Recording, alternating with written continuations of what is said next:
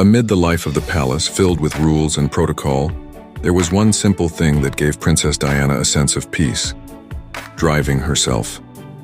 For many, driving might seem ordinary, but for a princess it was a form of liberation. Diana often chose to drive her own car without a royal chauffeur, without heavy security.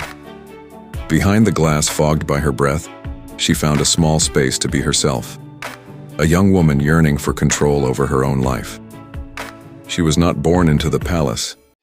She knew what it felt like to be ordinary, walking through public streets, feeling the wind against her face without the suffocating gaze of the public.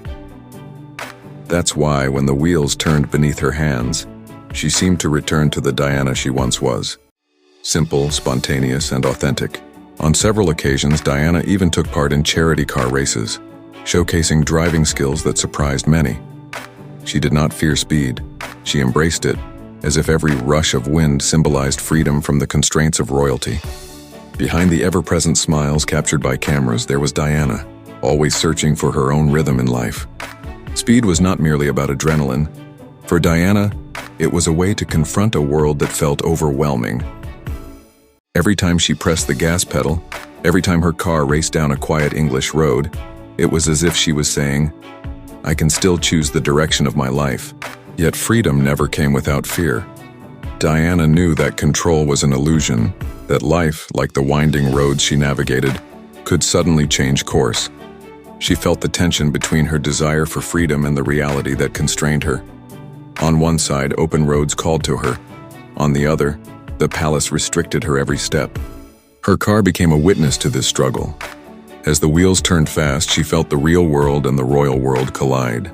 It was here that Diana learned something simple yet profound: that even though she could control a car, she could not always control the hearts of others, public opinion, or the destiny that shadowed her. But Diana kept moving forward. Every curve she navigated was a small act of courage. Every mile traveled a reminder that life keeps moving, and we must choose to move with it or be left behind. In silence, she would gaze at the road ahead, exhale, and find a simple peace that no crown or protocol could offer. She learned that freedom does not always mean removing control from others, but taking control over oneself, no matter how small. And that was Diana, a princess living between luxury and pressure, yet always seeking the rhythm and direction that was solely her own.